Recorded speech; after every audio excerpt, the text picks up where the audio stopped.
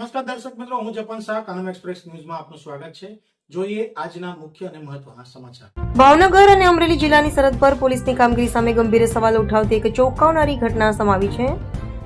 જેસર તાલુકાના ગલવાણ ગામના યુવક કમલેશ ચુડાસમાએ સાવરકુંડલા પોલીસ પર અમાનવીય વર્તન, ઢોરમાર અને જીવથી મારી નાખવાની ધમકી આપ્યાના ગંભીર આક્ષેપો કર્યા છે. પીડિત કમલેશ ચુડાસમાના જણાવ્યા મુજબ તેને સાવરકુંડલા પોલીસ સ્ટેશનમાંથી ફોન કરીને કોઈ અરજીના સંદર્ભમાં પૂછપરછ માટે બોલાવવામાં આવ્યો હતો. જ્યારે તે પોલીસ સ્ટેશન પહોંચ્યો ત્યારે નીતિનભાઈ નામના જમાદારે તેને પોલીસ સ્ટેશનના ધાબા પર લઈ જઈ તેનો મોબાઈલ ફોન આંચકી લીધો હતો.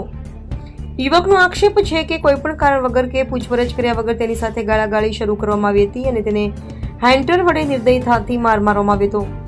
કમલેશે પોતાની આપવીતી જણાવતા કહ્યું કે મને એટલો ઢોર માર મારવામાં આવ્યો કે જે હવે મારાથી સહન થતો નથી. હું નિર્દોષ હોવા છતાં તમારી સાથે આવું વર્તન કરવામાં આવ્યું છે.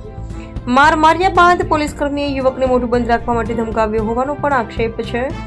પીડિતના જણાવ્યા અનુસાર તેને ધમકી આપવામાં આવી હતી કે જો તે આ વાતની ક્યાંય પણ ફરિયાદ કરશે તો તેને ઘરેથી ઉઠાવી જઈ રસ્તામાં તેનું એન્કાઉન્ટર કરી નાખવામાં આવશે.